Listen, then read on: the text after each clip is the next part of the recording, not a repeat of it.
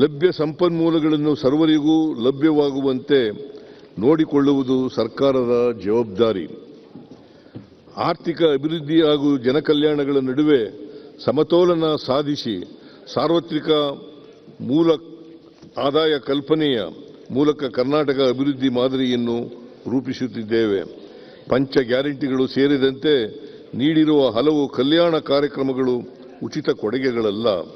ಇವು ಆರ್ಥಿಕ ಮತ್ತು ಸಾಮಾಜಿಕ ತತ್ವದಲ್ಲಿ ಮಾಡಿರುವ ಹೂಡಿಕೆಗಳು ಎಂದು ಆತ್ಮವಿಶ್ವಾಸದಿಂದ ಹೇಳಬಯಸುತ್ತೇನೆ.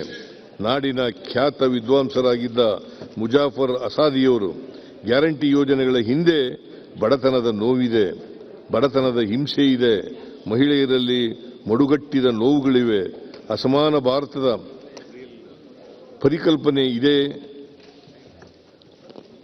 ಎಂದಿದ್ದಾರೆ. ಇದ್ಯಾರ ತೆಗೆದಾಕ ಸ್ಪೀಕರ್ ಹೇಳೋದು ಹಿಂದೆ ಇಟ್ಬಿಡಿ ಅಂತ.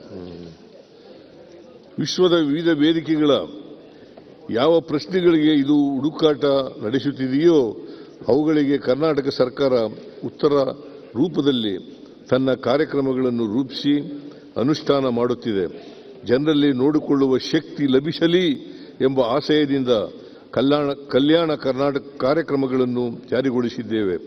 ಮಹಿಳಾ ಸಶಕ್ತೀಕರಣದ ಮೂಲಕ ನಾಡನ್ನು ಮುನ್ನಡೆಸುವುದು ಒಂದು ಬಗೆಯಾದರೆ, ಹಸಿರು ಆರ್ಥಿಕತೆಯ ಮೂಲಕ ಪರಿಸರದ ಬಿಕ್ಕಟ್ಟುಗಳಿಗೆ ಉತ್ತರ ಕಂಡುಕೊಳ್ಳಲು ಪ್ರಯತ್ನಿಸಲಾಗುತ್ತಿದೆ. ರಾಜ್ಯವು ಇಂದು ನವೀಕರಿಸಬಹುದಾದ ಇಂಧನ ಕ್ಷೇತ್ರದಲ್ಲಿ ದೇಶದಲ್ಲಿಯೇ ಮುಂಚೂಣಿಯಲ್ಲಿದೆ. ಪರಿಸರಕ್ಕೆ ಹಾನಿಕಾರಕವಲ್ಲದ ಕೈಗಾರಿಕೆಗಳಿಗೆ ಉತ್ತೇಜನ ನೀಡಲಾಗುತ್ತಿದೆ. ಬಳಸಿದ ನೀರನ್ನು ಶುದ್ಧೀಕರಿಸಿ ಸಶಕ್ತವಾಗಿ ಮರುಬಳಕೆ ಮಾಡುತ್ತಿರುವ ವಿಧಾನವೂ ಕೂಡ ವಿಶ್ವ ವೇದಿಕೆಗಳಿಂದ ಶ್ಲಾಘನೆಗೆ ಒಳಗಾಗಿದೆ. ರಾಜ್ಯವು ಶಿಕ್ಷಣ ಮತ್ತು ಆರೋಗ್ಯ ಕ್ಷೇತ್ರಕ್ಕೆ ಹೆಚ್ಚಿನ ಪ್ರಾಧಾನ್ಯತೆಯನ್ನು ನೀಡುತ್ತಿದೆ. ನಮ್ಮ ವಸತಿ ಶಾಲೆಗಳಲ್ಲಿ, ವಿದ್ಯಾರ್ಥಿ ನಿಲಯಗಳಲ್ಲಿ ದೇಶದಲ್ಲಿಯೇ ಅತಿ ಹೆಚ್ಚು ವಿದ್ಯಾರ್ಥಿಗಳು ಗುಣಮಟ್ಟದ ಶಿಕ್ಷಣ ಮತ್ತು ಆಹಾರವನ್ನು ಪಡೆಯುತ್ತಿದ್ದಾರೆ. ಯುವಜನರನ್ನು ಜಾಗತಿಕ ಮಟ್ಟದ ಕೌಶಲ್ಯವಂತರನ್ನಾಗಿಸಲು ಹಲವು ರೀತಿಯ ಯೋಜನೆಗಳನ್ನು ರೂಪಿಸಿ ಅನುಷ್ಠಾನ ಮಾಡುತ್ತಿದ್ದೇವೆ. ಈ ವರ್ಷದ ಆಯವ್ಯಯದಲ್ಲಿ ಪ್ರಮುಖವಾಗಿ 6 ಅಭಿವೃದ್ಧಿಯ ಆಯಾಮಗಳನ್ನು ಗುರುತಿಸಿ ಕಾರ್ಯಕ್ರಮಗಳನ್ನು ಜಾರಿಗೊಳಿಸಲಾಗುತ್ತಿದೆ. ಕಲ್ಯಾಣ ಕಾರ್ಯಕ್ರಮಗಳ ಆಯವ್ಯಯ ಗ್ಯಾರಂಟಿ ಯೋಜನೆಗಳ ಜೊತೆಗೆ ಇತರ ಜನಪರ ಕಾರ್ಯಕ್ರಮಗಳಿಗೂ ನಮ್ಮ ಸರ್ಕಾರ ಒತ್ತು ನೀಡಿದೆ. ದುರ್ಬಲ ವರ್ಗದವರಿಗೆ ನೀಡುತ್ತಿರುವ ಸವಲತ್ತುಗಳನ್ನು ಇನ್ನಷ್ಟು ಬಲಪಡಿಸುವ ಗುರಿ ಹೊಂದಿದ್ದೇವೆ. ಪರಿಶಿಷ್ಟ ಜಾತಿ, ಪರಿಶಿಷ್ಟ ಪಂಗಡ, ಹಿಂದುಳಿದ ವರ್ಗಗಳು, ಅಲ್ಪಸಂಖ್ಯಾತರು, ಮಹಿಳೆಯರು, ರೈತರು, ಶ್ರಮಿಕರು ಸೇರಿದಂತೆ ವಿವಿಧ ವರ್ಗಗಳ ಅಭ್ಯುದಯಕ್ಕೆ ನಮ್ಮ ಸರ್ಕಾರ ಕಾರ್ಯಕ್ರಮಗಳನ್ನು ಅನುಷ್ಠಾನ ಮಾಡಲಿದೆ. ಕೃಷಿ ಮತ್ತು ಗ್ರಾಮೀಣ ಅಭಿವೃದ್ಧಿ ಆಯವ್ಯಯ ಕೃಷಿ, ತೋಟಗಾರಿಕೆ, ರೇಷ್ಮೆ, ಪಶುಸಂಗೋಪನೆ, ಮೀನುಗಾರಿಕೆ ಮತ್ತು ಗ್ರಾಮೀಣ ಅಭಿವೃದ್ಧಿಗಳು ಪರಸ್ಪರ ಪೂರಕವಾಗಿ ದುಡಿಯುವ ಕಾರ್ಯಕ್ಷೇತ್ರಗಳು. ಇವುಗಳ ಸಮಗ್ರ ಅಭಿವೃದ್ಧಿ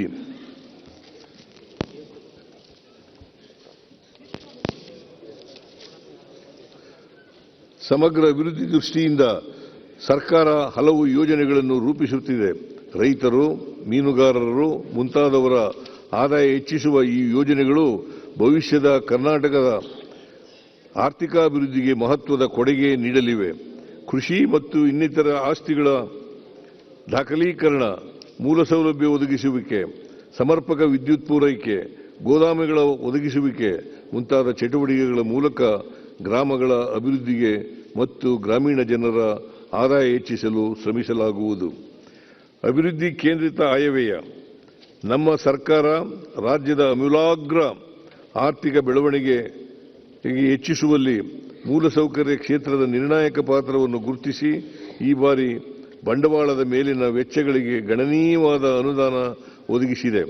ಬಂಡವಾಳ ಲೆಕ್ಕದಲ್ಲಿ 47.3% ಹೆಚ್ಚಳವಾಗಿರುವುದು ಅಭಿವೃದ್ಧಿ ಕೇಂದ್ರಿತ ಆಯವ್ಯಯ ಎನ್ನುವುದಕ್ಕೆ ಸಾಕ್ಷಿಯಾಗಿದೆ. ಆರೋಗ್ಯ ಮತ್ತು ಶಿಕ್ಷಣ ಕ್ಷೇತ್ರದಲ್ಲಿ ಮಾಡಿರುವ ಹೂಡಿಕೆಯು ಸ್ವಸ್ಥ ಸಮಾಜದ ನಿರ್ಮಾಣಕ್ಕೆ ದಾರಿಯಾಗಲಿದೆ. ನಗರಾಭಿವೃದ್ಧಿಗೆ ಆದ್ಯತೆ. ದಿನೇ ದಿನೇ ವೇಗವಾಗಿ ಬೆಳೆಯುತ್ತಿರುವ ರಾಜ್ಯದ ನಗರಗಳಲ್ಲಿ ನಾಗರಿಕರಿಗೆ ಸಮರ್ಪಕ ಮೂಲಸೌಕರ್ಯ ಹಾಗೂ ಗುಣಮಟ್ಟದ ಸೇವೆಗಳನ್ನು ಒದಗಿಸಲು ನಗರಾಭಿವೃದ್ಧಿ ಯೋಜನೆಗಳಿಗೆ ವಿಶೇಷ ಒತ್ತು ನೀಡಲಾಗಿದೆ.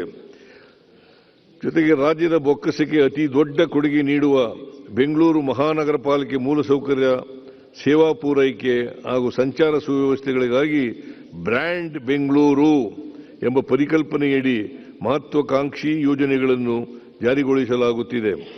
2ನೇ ಮತ್ತು 3ನೇ ಹಂತದ ನಗರಗಳನ್ನು ಸಮಗ್ರವಾಗಿ ಅಭಿವೃದ್ಧಿಗೊಳಿಸುವುದರ ಮೂಲಕ ಬೆಂಗಳೂರಿನ ಮೇಲಿನ ಒತ್ತಡ ಕಡಿಮೆ ಮಾಡಲು ಯೋಜನೆಗಳನ್ನು ರೂಪಿಸಲಾಗಿದೆ.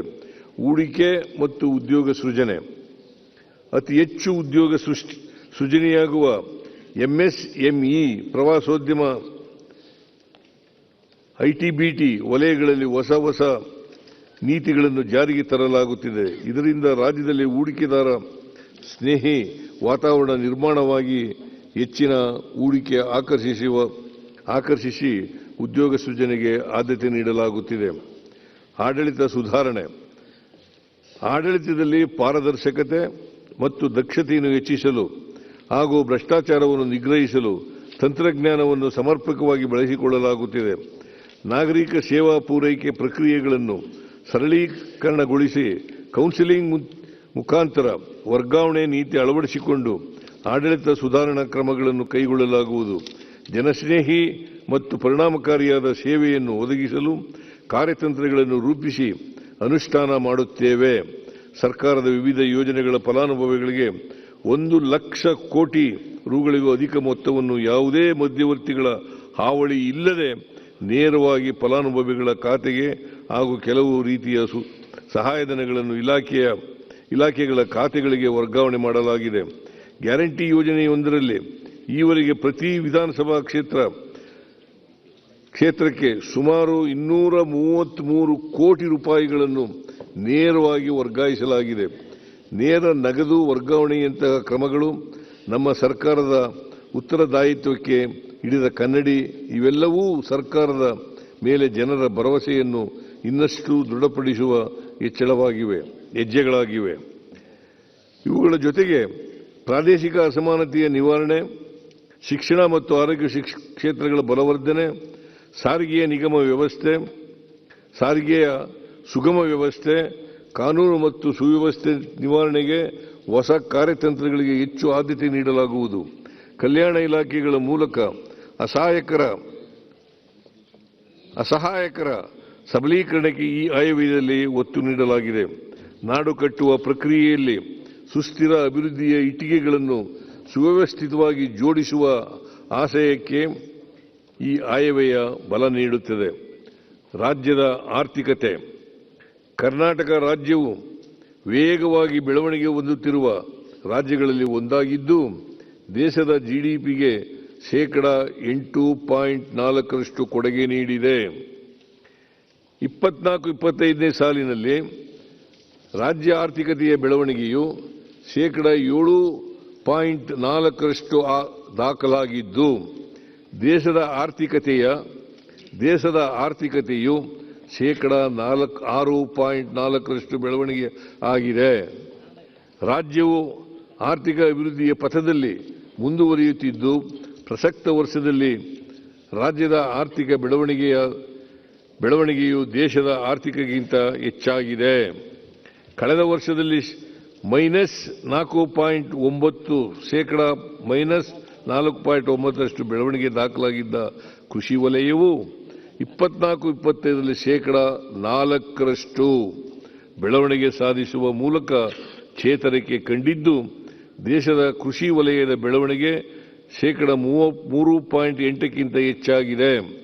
ಮುಂಗಾರು ಬಿತ್ತನೆಗೆ ಸರ್ಕಾರದ ಸಕಾರಾತ್ಮಕ ಕ್ರಮಗಳೊಂದಿಗೆ ಉತ್ತಮ ಮುಂಗಾರು ಮತ್ತು ಜಲಾಶಯಗಳು ಭರ್ತಿಯಾದ್ದರಿಂದ 24-25ನೇ ಸಾಲಿನಲ್ಲಿ ಕೃಷಿ ವಲಯದಲ್ಲಿ ಒಳ್ಳೆಯ ಬೆಳವಣಿಗೆ ಸಾಧಿಸಲು ಕಾರಣವಾಗಿದೆ.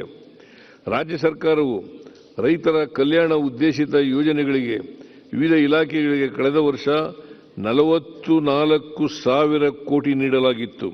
ಪ್ರಸಕ್ತ ವರ್ಷದಲ್ಲಿ ಒಟ್ಟು 51,339 ಕೋಟಿ ರು ಅನುದಾನವನ್ನು ನೀಡಿದೆ. ಕೈಗಾರಿಕಾ ವಲಯದಲ್ಲಿ ಹೂಡಿಕೆ ಸ್ನೇಹಿ ವಾತಾವರಣವನ್ನು ನಿರ್ಮಿಸುವಲ್ಲಿ ಕರ್ನಾಟಕವು ನೆಚ್ಚಿನ ರಾಜ್ಯವಾಗಿದೆ. ನಮ್ಮ ಸರ್ಕಾರವು ಹೆಚ್ಚಿನ ಉದ್ಯೋಗವನ್ನು ಸೃಷ್ಟಿಸುವುದರೊಂದಿಗೆ ಕೈಗಾರಿಕಾ ಮತ್ತು ಉತ್ಪಾದನಾ ವಲಯದ ಸಮಗ್ರ ಅಭಿವೃದ್ಧಿಗೆ ಬದ್ಧವಾಗಿದೆ.